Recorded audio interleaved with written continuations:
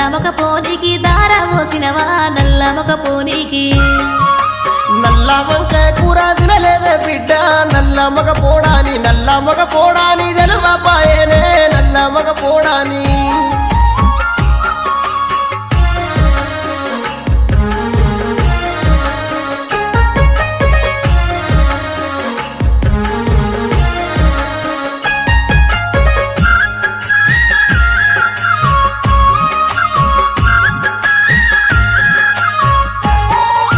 పచ్చి చేపల కూర తిన్నావా తండ్రి పడువడ్డ కొంపలకు దార పోసినవా పడువడ్డ కొంపలకు పచ్చి చేపల కూర తినలేదే బిడ్డ పడువడ్డ కొంపాని